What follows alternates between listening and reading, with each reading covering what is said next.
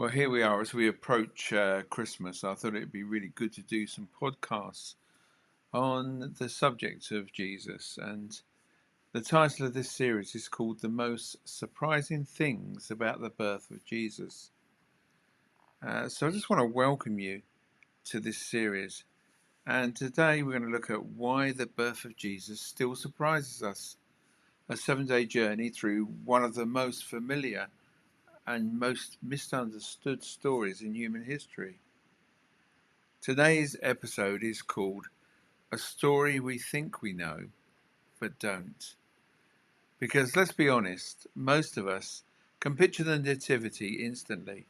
A glowing manger, peaceful animals, angels in perfect white robes, smiling shepherds, and a silent, serene night.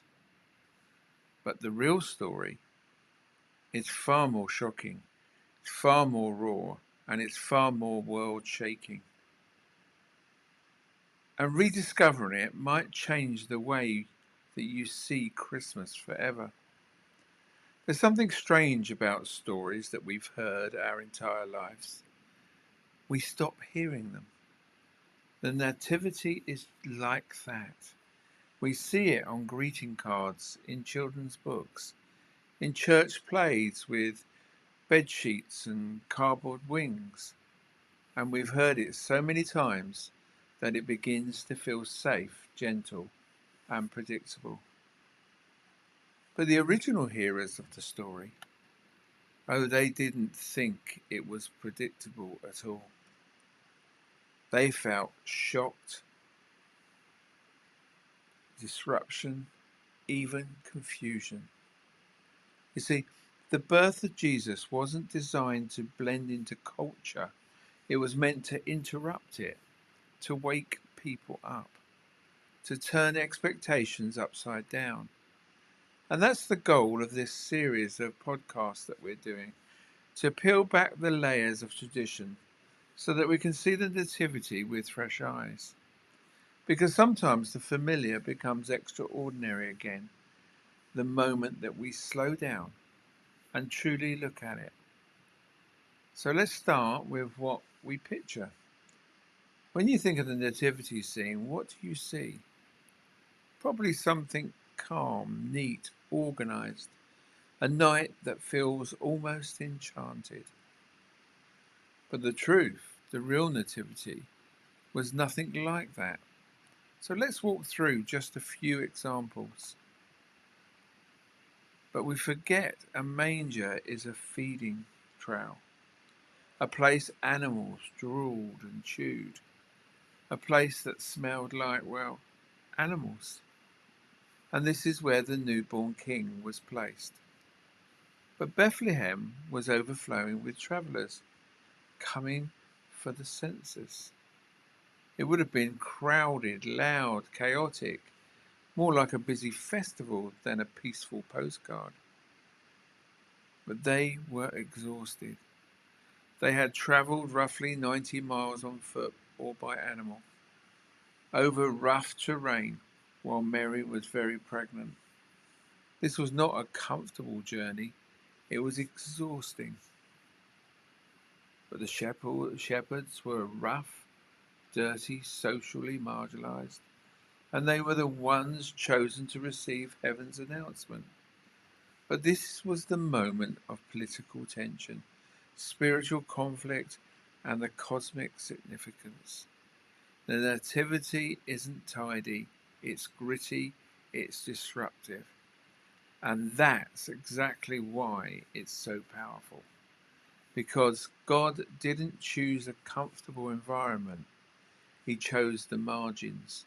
He chose difficulty.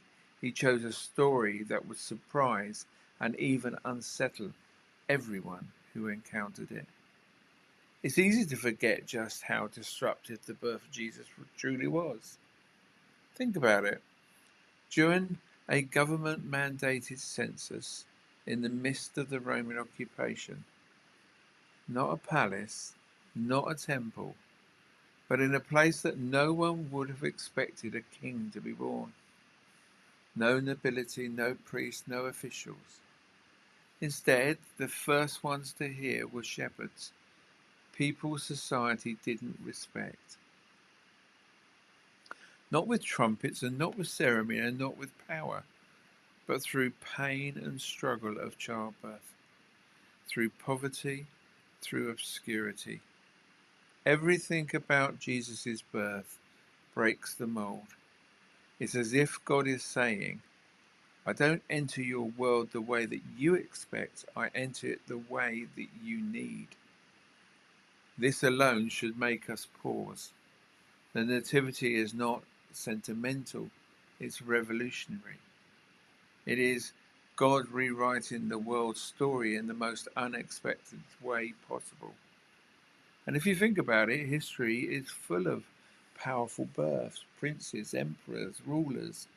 Those arrivals shifted nations, but none of them changed the world the way this seemingly insignificant birth did. And the birth of Jesus interrupts history. It divides time, it alters cultures, it reshapes how humanity really understands God. And the way it happens is the surprise. Not power, but humility. Not wealth, but poverty. And not applause, but obscurity. And finally, not the centre, but the margins. The Nativity challenges every assumption that we have about greatness, every idea we hold about how God should work. It interrupts our expectations, our priorities, and our understanding of who God is. And that's why, 2,000 years later, it is still a story that surprises us. If we're willing to slow down and to see it again with fresh eyes. Over the next 6 podcasts, we're going to look at the Nativity through a new lens. We'll explore the shocking moments, the hidden details, the culture context, and the divine reversals that make this story so powerful. Because the birth of Jesus isn't just something that happened, it's something that happens to us. When we let it interrupt our assumptions and awaken our wonder. So thank you for joining me on podcast 1 of the most surprising things about the birth of Jesus and why the birth of Jesus still surprises us. Tomorrow we'll dive into day 2, a king born in obscurity. Why the humility of Jesus' birth still turns the world upside down. So until then, may your eyes be open, your heart be expectant, and your wonder renewed.